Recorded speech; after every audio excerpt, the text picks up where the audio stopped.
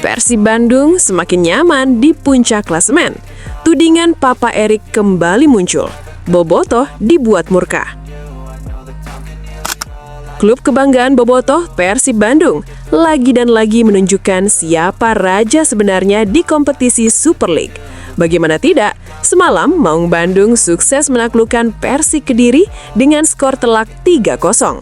Bermain di hadapan puluhan ribu bobotoh, jelas bukan pekerjaan mudah bagi Persik. Dukungan luar biasa dari tribun membuat atmosfer pertandingan begitu panas dan sedikit membuat mental macan putih jatuh. Dan sekali lagi, Persib Bandung membuktikan bahwa mereka masih terlalu tangguh untuk tim asal Kediri tersebut. Permainan solid, tekanan sejak awal, dan mental juara membuat Maung Bandung tampil dominan di sepanjang laga tersebut. Kemenangan ini tentunya membuat Persib Bandung semakin nyaman di puncak klasemen. Performa konsisten yang ditunjukkan tim asuhan Bojan Hodak itu membuat mereka semakin kokoh di puncak klasemen. Namun di balik kemenangan manis tersebut, ternyata ada juga pihak-pihak yang merasa kepanasan. Ya, kemenangan Persib yang dalam laga ini mendapatkan 2 penalti, rupanya memicu berbagai komentar miring di media sosial. Tak sedikit komentar bernada sindiran yang langsung bermunculan dari para fans klub lain. Bahkan, beberapa di antaranya sampai membawa nama Erick Thohir dalam komentar mereka. Mereka menuding jika Persib Bandung dibantu oleh sosok yang mereka sebut sebagai Papa Erick Thohir. Tentu saja tudingan seperti ini langsung menjadi bahan perdebatan panas di dunia maya. Namun yang paling mengejutkan adalah komentar dari salah satu akun Instagram yang bernama Rizky Omaro. Dalam komentarnya, dia bahkan menuding Persik Kediri dibayar agar mereka kalah dari Persib Bandung. Match fixing. Persik gak butuh kemenangan, butuhnya duit. Makanya dijual ke Bobotoh Bandung poinnya, ungkap Rizky Omaro dalam salah satu komentarnya. Jelas saja, pernyataan tersebut langsung membuat para bobotoh murka. Tak butuh waktu lama, para pendukung Persib Bandung langsung menyerbu akun Instagram tersebut. Banyak dari mereka yang mengecam tudingan tidak berdasar itu dan meminta agar tidak asal menuduh tanpa adanya bukti. Aneh juga ya para fans klub lain. Bukannya memberikan motivasi kepada timnya sendiri untuk bisa mengejar ketertinggalan di klasemen, malah sibuk menyalahkan klub lain. Bahkan sampai menuduh adanya match fixing tanpa bukti yang jelas. Yang jelas, di atas lapangan, Persib Bandung sudah menunjukkan kualitasnya. Skor 3-0 bukanlah angka kecil, dan kemenangan itu diraih lewat kerja keras tim serta dukungan luar biasa dari para bobotoh. Sekarang pertanyaannya, apakah ini benar-benar murni karena Persib terlalu kuat, atau justru ada pihak-pihak yang memang belum siap melihat Maung Bandung kembali berjaya? Coba tulis pendapatmu di kolom komentar ya!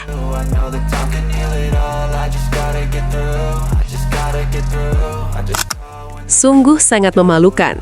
Thorik Alkatiri kena pukul supporter, wartawan, sampai diintimidasi ofisial Malut United. Wasit yang memimpin laga Super League, Thorik Alkatiri, kena pukul supporter Malut United usai lawan PSM Makassar di Stadion Kie Raha Ternate pada Sabtu kemarin. Thorik menjadi korban pemukulan oknum supporter Malut United yang tak puas dengan kepemimpinannya saat laga antara Malut United versus PSM Makassar yang berakhir dengan skor 3-3. Dalam laga ini, Thorik Alkatiri sempat tidak mengesahkan gol keempat Malut United pada injury time yang dicetak David Da Silva. Melalui pengecekan VAR, Thorik menilai ada pelanggaran sebelum David mencetak gol tersebut. Keputusan inilah yang diduga memicu kemarahan supporter Malut United. Usai peluit panjang dibunyikan Thorik, ia bersama 2 asisten wasit menuju lorong Stadion Kie Raha dengan sudah dihadang ofisial dan supporter Malut United. Ofisial Malut United menyampaikan protes, namun satu oknum supporter mengambil celah memukul Thorik dengan sebuah kain. Wasit kelahiran Purwakarta tersebut sempat oleng, namun steward yang mengawalnya memaksanya untuk tetap berdiri agar bisa segera meninggalkan stadion. Pada akhirnya, Thorik dan asisten wasit lainnya dikawal steward hingga meninggalkan stadion. Masih dalam laporan yang sama, intimidasi kepada wartawan juga terjadi yang diduga dilakukan salah satu ofisial Malut United. Salah satu wartawan RRI Ternate, Irwan, dipaksa menghapus rekaman video aksi pemukulan kepada wasit Thorik Alkatiri itu.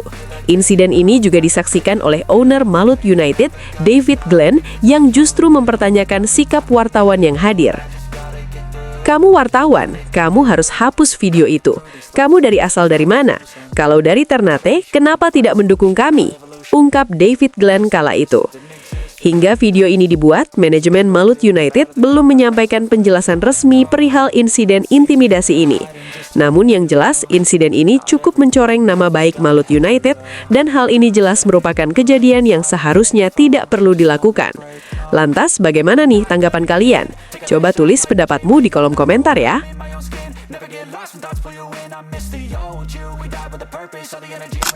Kandang Persib dinilai boncel dan jerawatan. Bos Aditya ungkap fakta mengejutkan terkait rumput lapangan Stadion GBLA.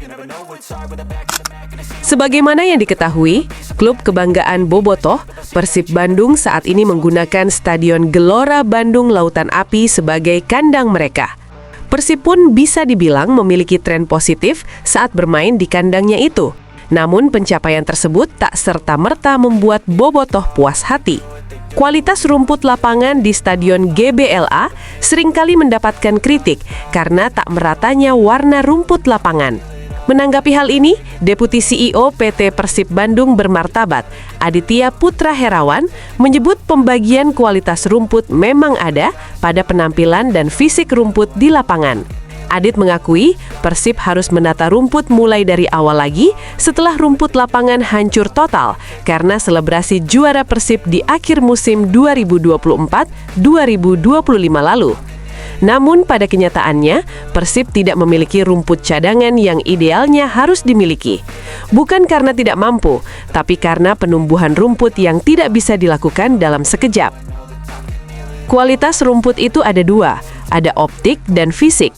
Optik saya setuju, jelek sekali, seperti jerawatan. Tapi fisik stadion kita, rumput kita yang termasuk paling bagus. Tanya saja pada semua yang main di kandang Persik. Semua bilang apa? Rumput GBLA enak sekali. Idealnya memang diganti semua, tumbuhkan lagi dari awal segala macam. Atau kita ganti pakai rumput yang kita dapat dari nursing field-nya kita. Nursing field itu apa? Kita punya lapangan lain yang kita sudah tanam rumputnya proper.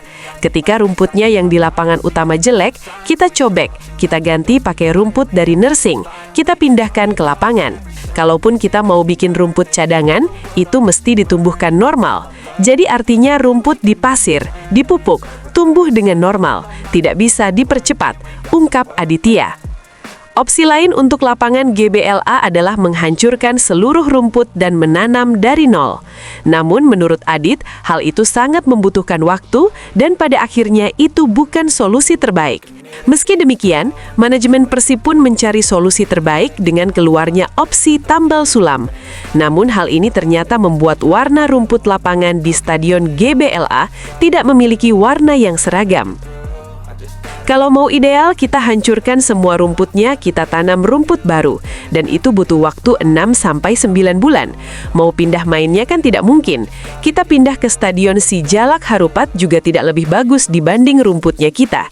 Tapi seiring dengan berjalannya waktu, tumbuh, kita potong lagi, itu akan menyebar warnanya, sehingga nanti warnanya akan sama semua dan kualitasnya sama semua. Tapi secara kualitas hari ini, lapangan GBLA itu termasuk yang paling bagus. Lion City Sailors kita tanya, bagaimana rumputnya? Top, empuk, tidak kekencangan, tidak kekerasan, enak, sliding semuanya enak. Jadi rumput itu salah satu yang paling penting itu harus empuknya pas, ujar Aditya. Aditya pun memberikan bukti konkret dari bagusnya kualitas rumput lapangan Stadion GBLA. Dan hal itu terbukti dari pemain yang minim mengalami cedera, di mana ini menjadi faktor kesulitan Persib di musim lalu. Hal ini yang membuat Aditya mengklaim bahwa kualitas rumput lapangan tidak hanya bisa dinilai dari penampilan yang warnanya tak seragam. Musim lalu berapa banyak pemain kita yang cedera? Cederanya apa? Tendon Achilles. Itu karena apa? Karena lapangan keras. Musim ini, coba sebutkan pemain kita yang cedera. Itu nggak ada. artinya kualitas rumput kita bagus. Apalagi lapangan pendamping itu bagus banget kualitasnya. Jadi tidak bisa kita nilai kualitas rumput hanya dari optik, jerawatan, jelek, tidak. Itu aliran bola masih bagus, softnya tepat, itu loh. Jadi kualitasnya bagus.